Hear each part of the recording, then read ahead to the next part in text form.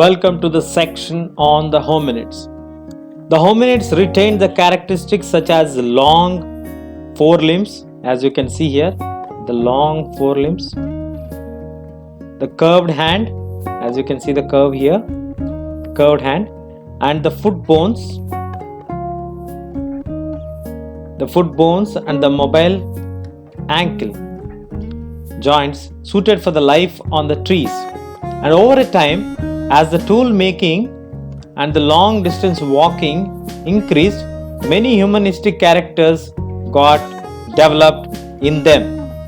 So, the remains of the early humans have been classified into different species.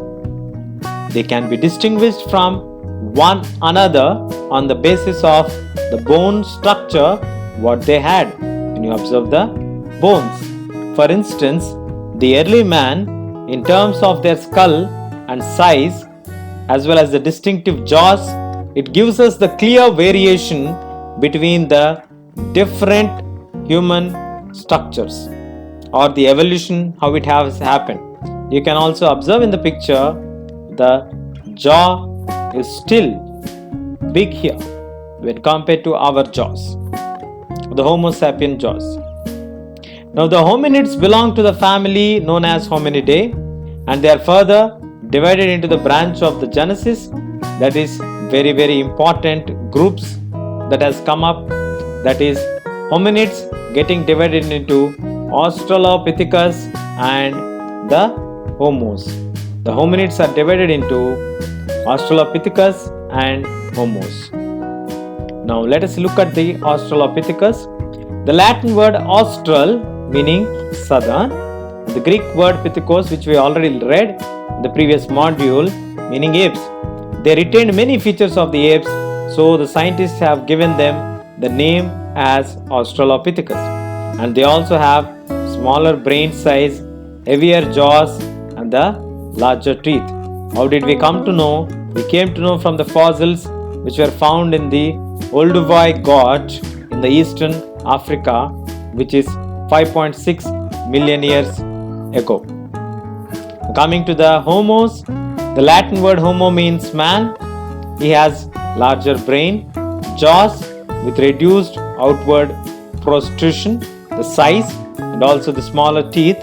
It is dated 2.5 million years ago. Now, hominids were evolved from the hominoids and they share certain common features. Let us see their differences between them as well. The hominoids who got evolved from the hominids had smaller brain, larger body, longer period of infant development, the child, and they do not have tails, which has to be remembered, but still they were quadrupeds. They used to walk on all the four limbs. They used to use their four limbs, 2 legs and 2 hands. But when it comes to the hominids, they had the upright posture, bipedal locomotion, large brain and also specialization of the hand. These are the major differences from or between the evolved hominoids and the hominids. Hominoids, this group got evolved from the hominids, but they don't have the features what the hominids had when compared to the hominoids. Now let us look at the types of the homos. Broadly, we have mainly 3 categories, that is the Homo habilis, Homo erectus and the Homo sapiens. Homo habilis meaning tool maker, he makes tools. How did we come to know? From the fossil founds of the Olduvai Gorge in East Africa. Then Homo erectus, it means upright man. Africa and Asia are the areas where we found the fossils. Coming to Homo sapiens, we have wise man and the meaning, and coming to the place where it is found in Africa, it is found in Asia, it is also found in Europe as well. The fossils.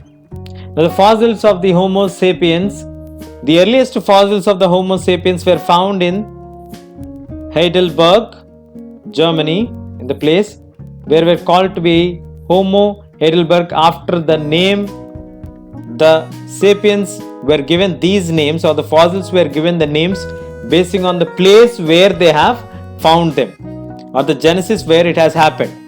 So it is Homo Heidelberg genesis. Similarly, they are found in the Neanderthal valley, so they got the name as Neanderthal Lenensis. So like this, they have categorized the fossils. Now, what are the benefits of bipedalism or erect positions? There are four major benefits. One, they can carry the objects. Upright posture helps them to move their arms very freely to carry the various objects, especially including the offsprings or their own children. Second benefit what they have is the visual surveillance. While they stand up straight, provided a better view to look at the surroundings.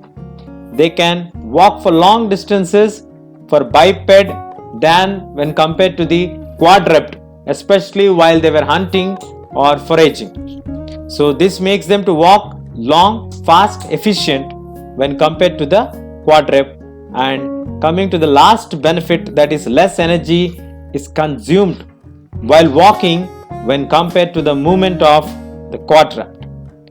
So we learned in this module the different features, the divisions between the types of homos and the benefits of bipedalism. That's all we have in this module. Stay tuned. We'll catch you in the next.